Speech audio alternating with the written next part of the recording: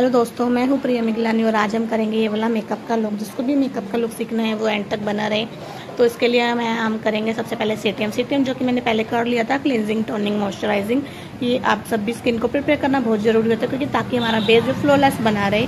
उसके बाद आपको जो ब्लेंडर यूज़ करना है उसे आपको गीला कर लेना है, स्क्वीज़ कर लेना है, उसे निचोड़ लेना है अच्छे से, देन उसे यूज़ करेंगे, क्योंकि उसी से ही हमारा जो फाउंडेशन होगा वो अच्छे से ब्लेंड होगा। अगर आप सूखा हुआ ब्लेंडर यूज़ करेंगे तो सारा प्रोडक्ट ब्लेंडर के अंदर ही चला जाएगा। तो उसके बाद हमने क्या करना है, प्राइमर लेना है, जो कि मैंने स्विस ब्यूटी का लिया था। हल्का सा लेंगे, थोड़ा सा बिल्कुल, और जहाँ पे आपको टेक्सचर एरिया दिखता है, पोर्स दिखते हैं, वहाँ पे आपको से अप्लाई करना है। पूरे फेस पे अप्लाई ना भी करेंगे तब भी चल जाएगा सिर्फ, लेकिन आपको जहाँ पे ओपन पोर्स हैं, बड़े बड़े टेक्सचर एरिया दिख रहा है जहाँ पे, वहाँ पे इसे अप्लाई करना है। देन इसे अच्छे से मिक्स कर देंगे स्किन में, टेक्सचर वाले एरिया पे। उसके बाद आपको कलर करेक्टर करना है। अगर आपकी स्किन में प्रॉब्लम्स है बहुत ज़्यादा, जैसे कि डार्क सर्कल हैं, पिंपल्स है, एक्ने हैं, तो इस तरह से आप उस पर कलर करेक्टर यूज़ कर सकते हैं। अगर आपकी स्किन पे पिंपल है रेड कलर के, तो आप ग्रीन कलर करेक्टर यूज़ कर सकते हैं। मेरी स्किन में इतनी ज़्यादा प्रॉब्लम नहीं थी तो मैंने करेक्टर को अवॉइड करा है, देन सिर्फ डायरेक्ट कंसीलिंग की है। अगर आपकी स्किन में प्रॉब्लम है तो आप पहले करेक्टर करिए।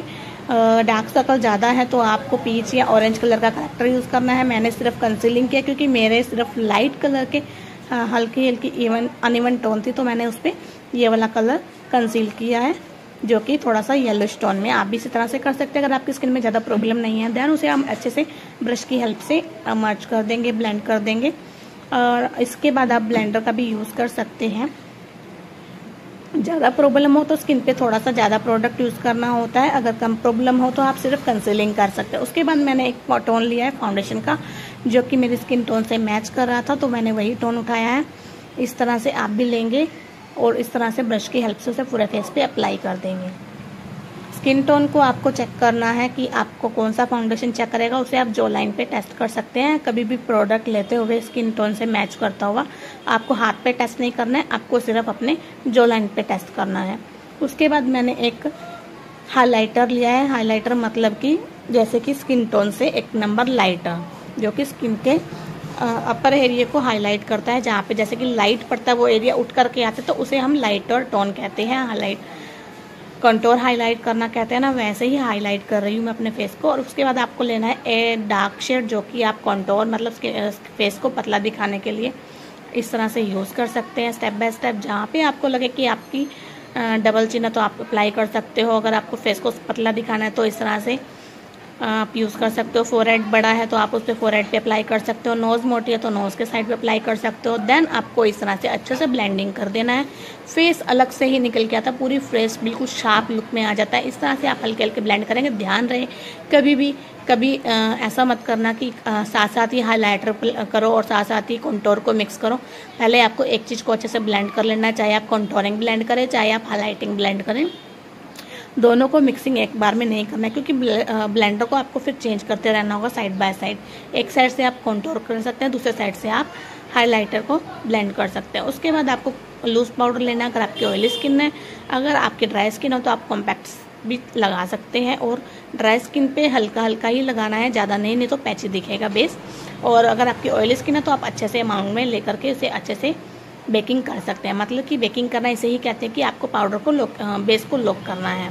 और बेकिंग नहीं करेंगे तो क्या होगा, हमारा जो बेस होगा वो बिल्कुल गीला होता है, और कई बार हम स्किप कर देते हैं, भूल जाते हैं, तो उससे क्या होता है कि हमारा बेस जो हट जाता है थोड़ी देर बाद।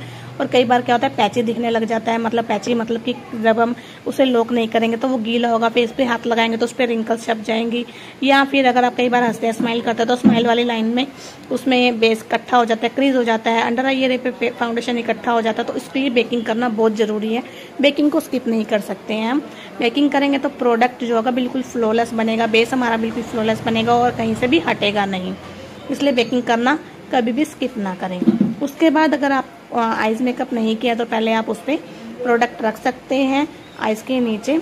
और फिर हम लेंगे आइज़ का मेकअप। आइज़ का मेकअप करने के लिए भी आपको आइज़ वाले एरिया पे भी कंसीलर करना है, मतलब कि लाइट कलर से फाउंडेशन को लगाना है, तभी हमारा जो आई शेडो में हम कलर पिक करेंगे वो उठ करके आएगा। बिना बेस बनाए आप आइज़ मेकअप करेंगे तो वो कभी भी अच्छा नहीं लगेगा। तो इसलिए आइज़ का मेकअप करते हुए भी बेस बनाना बहुत ज़रूरी है। फिर उसे लॉक करेंगे, देन हम आई शेडो करेंगे, आई शेडो का बेस बनाएंगे।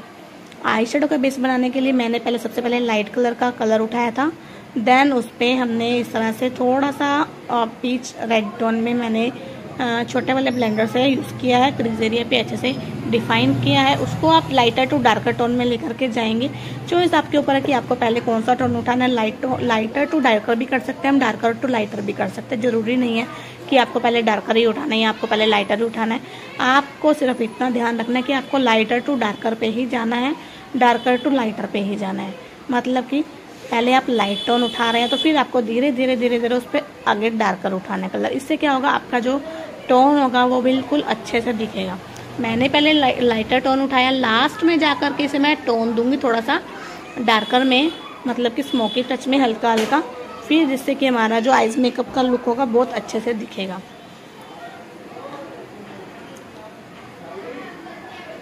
उसके बाद मैंने ब्रोबोन एरिया पे थोड़ा सा हाइलाइटर दिया जिससे कि उठ कर के आएगा। अभी हमने आईब्रो की शेप नहीं बनाया, आईब्रो की शेप बनाएंगे, लेकिन मैंने आइज मेकअप करते हुए क्या हुआ, इस पर मेरे को दिख रहा था तो मैंने उस पर थोड़ा सा हल्का हल्का गोल्डन टोन में ब्रोबोन पे अब मैं इस पर ब्लैक कलर उठा रही हूँ जो कि थोड़ा सा स्मोकी टच देने के लिए। इसी तरह से आप भी ले सकते हैं अगर आपको थोड़ा सा स्मोकी टच देना। अदरवाइज ये सिंपल लुक भी बहुत सुंदर लगता है क्योंकि नेचुरल तो नेचुरल ही होता है। अगर आप स्मोकी टच देना चाहते हैं तो आप स्मोकी टच में भी कर सकते हैं, लेकिन कभी भी ये मत सोचे कि प्रोडक्ट उठाना है जस्ट ऐसे रख देना, उसे ब्लेंड नहीं करेंगे तब तक वो बिल्कुल बेकार लगेगा। ब्लेंडिंग बहुत ज़्यादा ज़रूरी है। धीरे धीरे प्रोडक्ट को उठाएंगे, एकदम से बहुत ज़्यादा प्रोडक्ट नहीं लेना क्योंकि जब भी हम कोई डार्क कलर उठाते हैं और एकदम से बहुत ज़्यादा प्रोडक्ट लगा लेते हैं तो पूरा का पूरा मेकअप जो ख़राब हो जाता है। इसलिए जब भी आप डार्क कलर पे काम करें तो डार्क कलर को पहले हल्का ही उठाएं, उसे ब्लेंड करें, लगे कि थोड़ा सा और उठाना है तभी आप दोबारा उठाएं।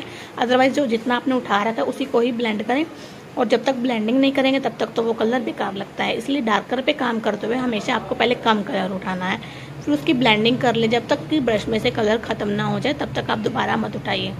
इस तरह से हमने काम कर लिया था। मुझे थोड़ा सा और डार्कर देना था इसलिए मैंने थोड़ा सा और लिया है, जैसा कि अभी आप देखेंगे वीडियो में। उसके बाद मैं चेक कर रही हूँ कि मुझे कहाँ से क्या लग रहा है। एक आइज़ पे मुझे थोड़ा सा कम लग रहा था तो मैं उस पर दोबारा से अप्लाई कर रही हूँ। साथ साथ आपको आइज मेकअप करते हुए चेक जरूर करना है कि आपकी कौन सी आइज में कौन सा शेप आया है, दोनों शेप बराबर आई है कि नहीं, दोनों पे कलर अच्छे से ब्लेंड हुआ है कि नहीं। ये सब चीज़ें आपको साथ ही साथ चेक करनी होंगी, तभी आपका आइज मेकअप जो बिल्कुल फ्लॉलेस दिखेगा, अच्छा दिखेगा। क्योंकि मेकअप जब हम कर रहे थे तो आइज मेकअप भी सबसे मेन इंपॉर्टेंट होता है जो बिल्कुल पूरे फेस को अच्छा बनाता है। मेकअप करते हुए क्या हुआ, मेरे को स्वेटिंग होने लगा था तो मैंने हल्का सा कॉटन से उसे क्लीन कर दिया। उसके बाद हम दोबारा से आ जाते हैं अपने आइज मेकअप के ऊपर। जो आधा अधूरा काम रह गया तो उसे पूरा करेंगे। फिर मैंने लाइनर को एप्लीकेशन किया। लाइनर को एप्लीकेशन करते हुए आपको जल्दबाजी नहीं करनी, क्योंकि जब भी आइज मेकअप आपका कंप्लीट हो जाता है तो लाइनर लगाना बहुत थोड़ा सा पेशेंस वाला काम होता है। क्योंकि जल्दबाजी करेंगे तो अगर आज हमारा लाइनर ख़राब होगा तो पूरा आइज मेकअप ख़राब हो जाता है। इसलिए लाइनर लगाते हुए बिल्कुल धीरे धीरे आपको अब काम करना है। और लाइनर जब भी आप लगाएं तो बिल्कुल धीरे धीरे लगाएं। सबसे पहले आपको पतला लाइनर ही लगाना है जो नेचुरल लुक देता है, बिल्कुल सिंपल। अगर आप उसमें विंग निकालना चाहते हो तो फिर बाद में विंग बनाएं। और उसके बाद लोअर लैश पे वर्क करें। लोअर लैश पे भी वर्क करना उतना ही जरूरी, क्योंकि आजकल ट्रेंडिंग में जब भी हम काम करते हैं तो लोअर लैश पे काम करेंगे तो बिल्कुल जो आई शेडो हमने ऊपर पिक किया था वही आई शेडो हमने नीचे लगाया है। अभी मैंने काजल की एप्लीकेशन की है। लाइनर मैंने पहले नीचे लगा दिया था ताकि हमारा जो लाइनर बार काजल जो बार समझ ना हो, उसमें आप लाइनर भी यूज़ कर सकते हैं या फिर आप आई शेडो का भी यूज़ कर सकते हैं। डार्क कलर की आप आई शेडो उठाइए और देन नीचे समझ कर दीजिए। इससे भी आपका जो काजल जो बार समझ नहीं होगा, बार फैलेगा नहीं। छोटे छोटे ही ट्रिक्स होते हैं जो हमारे पूरे मेकअप को फ्लॉलेस बनाते हैं। इन छोटे छोटे चीज़ों का ध्यान रख करके ही आप अच्छे से अपने मेकअप को करेक्ट कर सकते हैं।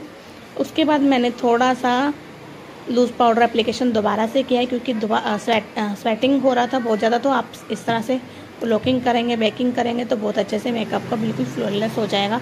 अब मैंने लोअर लैश पे वर्क किया जो कि मैंने थोड़ा सा डार्क ब्राउन कलर उठाया और उसे नीचे अच्छे से स्मज कर दिया है।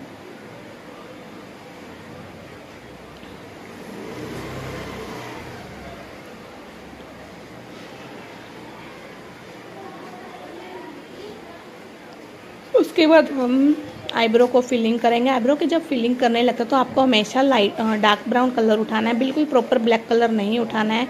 डार्क ब्राउन कलर उठाने से क्या होता है, बिल्कुल नेचुरल लुक आता है। और जब भी आप वर्क करें तो उस पर आँख पे वर्क करें। आँख पे मतलब कि जब आपकी जो आईब्रो की शेप होती है उसमें जो राउंड आता है ना, जहाँ पे सर्कल आता है वहाँ से उठाइए। जैसे कि आप इसमें देख रहे हैं, इसमें आपको दिख रहा होगा जहाँ पे आपका ये डार्क घूम रही होती है ना आईब्रो, वहाँ से आपको कलर उठाना है। आगे से स्टार्टअप नहीं करना है। बिल्कुल आगे से आप शुरू करेंगे तो बिल्कुल अननेचुरल लगेगा, क्योंकि सारा कलर जो हमने ब्रश में उठाया हुआ है, एकदम से आप आगे से शुरू करेंगे तो सारा कलर आगे लग जाएगा। जहाँ से आपकी राउंड घूम रही है ना आईब्रो, वहाँ से आप ब्रश को टच करें फर्स्टली, देन ब्लेंड करते करते धीरे धीरे आगे जाएं। एकदम से स्टार्टअप से ही नहीं शुरू करना है। जैसे क्या होगा, आपका फ्रंट वाला एरिया ही डार्क दिखेगा, यहीं से आपको शुरू करना है, जहाँ से मिड में से। इस तरह से आप करेंगे तो बिल्कुल नेचुरल लुक आएगा।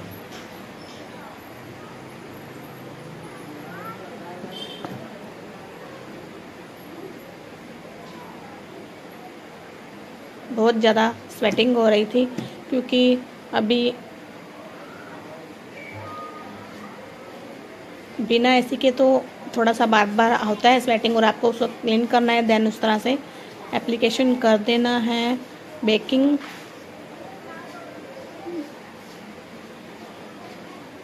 बहुत ज़्यादा नहीं करना है। मैंने पहले भी हल्का ही किया था और अब भी हल्का ही किया, जिससे कि क्या होता है, एक तो ये लॉक हो जाता है बहुत अच्छे से, और बहुत ज़्यादा करेंगे तो क्या हो जाएगा, बेस हमारा केकी हो जाएगा। इसलिए आपको नॉर्मल ही रखना है। उसके बाद एक्स्ट्रा को झाड़ देना है।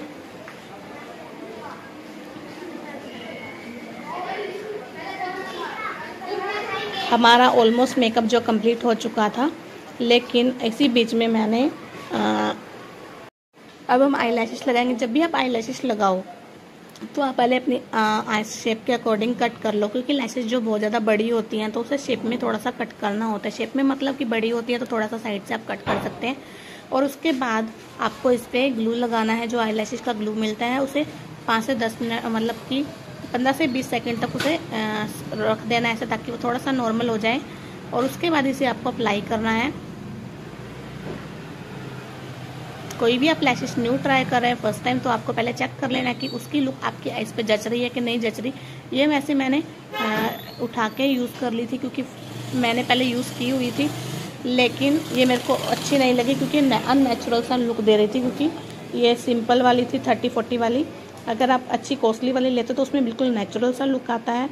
अगर आप बिना मतलब ब्रांड के यूज़ करते हैं कोई भी, तो वो उसमें थोड़ा सा अननेचुरल सा लुक आता है, क्योंकि बहुत ज़्यादा हैवी होती है। अगर आप अच्छे ब्रांड की यूज़ करेंगे तो उसमें क्या होता है कि बहुत नेचुरल लुक आता है, आपको एक्स्ट्रा नहीं लगता है।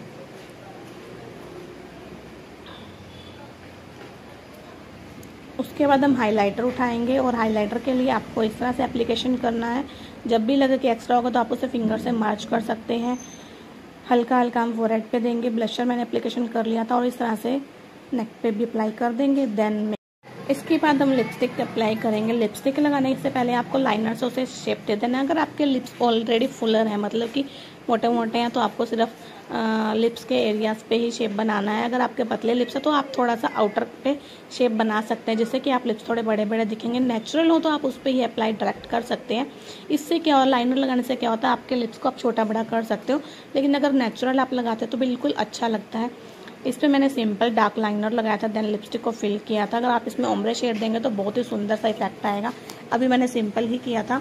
अगर आप इसे लॉक करना चाहते हो तो आप लास्ट में से आई शेडो से थोड़ा सा शिमर एप्लीकेशन करके भी इसे लॉन्ग लास्टिंग बना सकते हैं। छोटे छोटे टिप्स ट्रिक्स को फॉलो करेंगे तो आपका मेकअप बिल्कुल लॉन्ग लास्टिंग बनता है।